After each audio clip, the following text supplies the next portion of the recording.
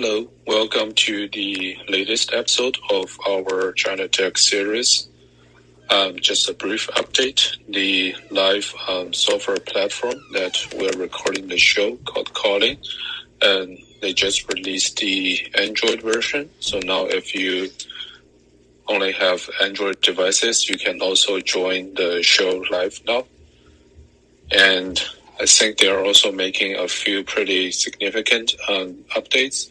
Can go to their homepage or the store listing to look at all the new feature they have.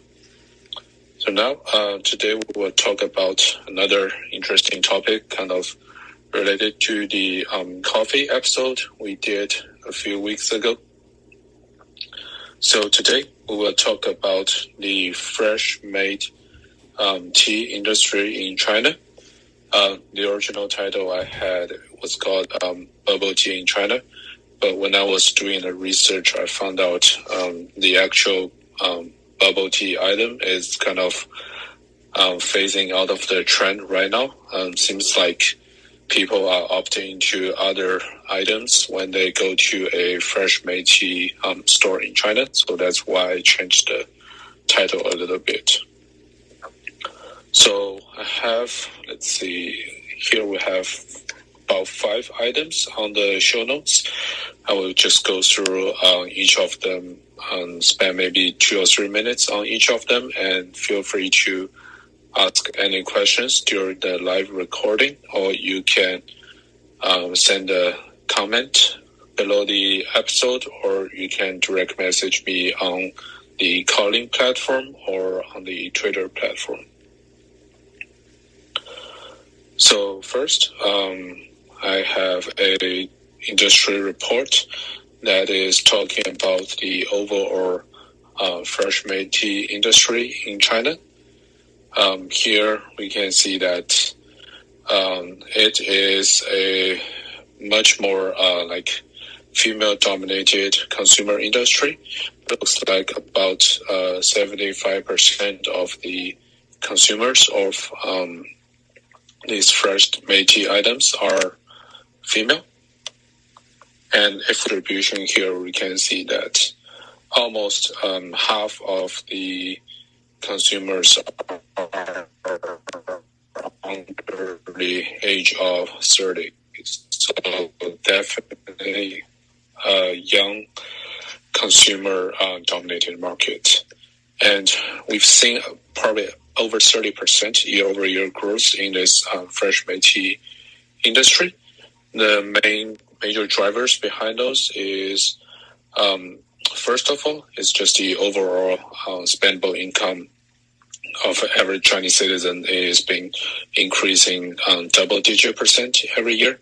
And secondly, we've seen this shift of focus from just feeding yourself or your family to more health-oriented focus. So that means that a lot of people are shifting away from consuming like soda or other highly industrialized drinks to consuming more fresh drinks, which includes the tea made fresh in the stores.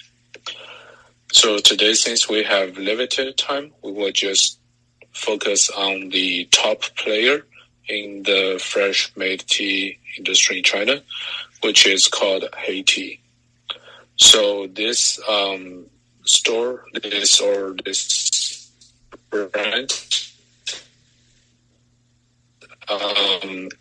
just a little bit tease, they are at a potential $20 billion IPO, most likely going to happen in the Hong Kong exchange. So this is definitely not something small that you might have expected from a mom and pop bubble shop. This is more like on par with all the major global coffee chains at this point. So we look at some of the numbers that Tea released in their end of 2020 self-report. Here we can see that right now they have close to 700 stores, or by the time we release this episode, definitely over 700 stores. And they started in southern China, big cities like Guangzhou and Shenzhen. and been expanding rapidly in big tier 1 cities like Shanghai and Beijing. And one interesting trend we've observed is that Haiti, like many other fresh-made tea shops in China, they are seeing their fastest revenue and store number growth in tier 1.5 and tier 2 cities. So it's hard to give exact examples here given the limited time, but those cities are usually like the capitals of China's provinces, other than Shanghai, Beijing, or Shenzhen, those like tier 0 or 1 cities. And what really sets Haiti and these new fresh-made tea chains in China apart from their traditional counterparts like 10 or 20 years ago is that now they are having a much faster item iteration and release. From Haiti's self-report, we see that they are releasing a new tea item usually every 1.2 weeks. So that's less than 10 days. You get a new drink listed on their menu. And we look at their stats, we see that all the top 5 most popular drinks there, they're mostly now made with fresh fruit. For example, like grape, mango, strawberry, peach blended with green tea.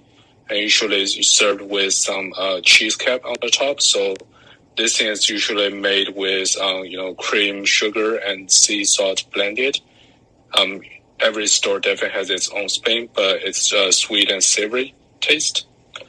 And besides all the popular fruit drinks, you also have a popular item called brown sugar milk, or sometimes with tea added. And this is a item I believe that got really popular in Taiwan or Japan when they found out, you can add brown sugar or black sugar instead of the regular cane sugar and just give some more complex taste. So these are the most trendy items now in China. And also there's an emerging trend which is replacing the traditional cow milk in your drink with things like oat milk. This might also be more popular in the West now. In China and other Asian countries, the most popular substitute milk right now is coconut milk. So not just in those fresh-made tea shops, but also in a lot of major coffee chains like, Luxing. They are releasing latte or cappuccino or like milk tea items made with fresh or like processed coconut milk. And last, we see a trend that the customers are looking for much more healthy options. So based on the customer survey, 35% of the customers, when they order these tea drinks, they ask for less sugar. So that's usually means like, 50% sugar, and then 20% customers ask for much less sugar. So that usually means like a 30% or 25% regular sugar level. And last thing is that companies like Haiti, in addition to their traditional physical store offerings, they are also expanding into the bottled drink industry. So their major product line right now is sparkling water. Although it's actually quite different from what we're used to in the United States or in the West. So their sparkling water products, usually they are fruit flavored, but they also add artificial sweetener. So it doesn't have sugar, but it does taste sweet. And they also usually add a quite high amount of fiber to their sparkling water. Usually at least 5 grams per bottle. And this is not just limited to these milk tea brands. For example, like Coca-Cola in China, they've also released most of their popular items with a fiber intensified version. So you can get things like, Coca-Cola or Sprite, but with added fiber in China which is just a really interesting trend in the past 1 or 2 years we've observed. And last, we'll talk about revenue and the fresh made tea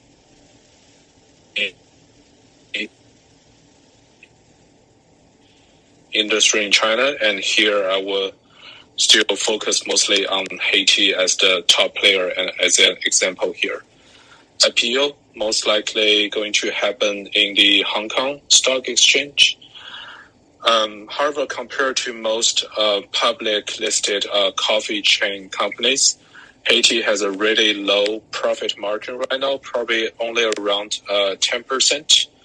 The main reason is that the fresh made tea industry in China is relatively new and they haven't figured out a lot of the automation process. So every single cup of drink involves a lot of handcraft here, thus resulting in the high labor cost. If you go to Starbucks, usually the barista now, they just push a button and the espresso comes out of the machine. But in China, these tea shops, they still need to brew their tea by hand and, crush the fruit and other items by hand. So high labor cost. Luckily, these tea companies, they figure out a way to rapidly grow their customer base through this popular China app called WeChat. So right now, we're seeing that Haiti, for example, has 35 million WeChat program users, and about 1/3 of those was recently added in the year 2020 based on the survey. So what this means is that a lot of the customers right now, they can just order their tea drinks on the WeChat mini app ahead and just go pick up at the store, kind of like the Starbucks mobile app, but this is more integrated into the kind of default messaging app in China. And one last item to add here is that in contrast to the recent price increase in the coffee industry, all the major tea companies in China, they actually lowering their item price by somewhere between 1/4 to 50 cents in terms of US currency per item. It's hard to examine what the exact reason is because we're kind of still in this storm of chaos right now. But just from my personal view, I think it's mostly because the tea and fruit, these main ingredients they used in those China fresh tea stores are mostly naturally grown or imported from very nearby countries. So it's less affected by the global supply chain issues. On contrast, all the coffee shops in China, they are actually increasing their price very dramatically, just like everywhere else, like US. It's because, China still imports a lot of the coffee beans over the sea.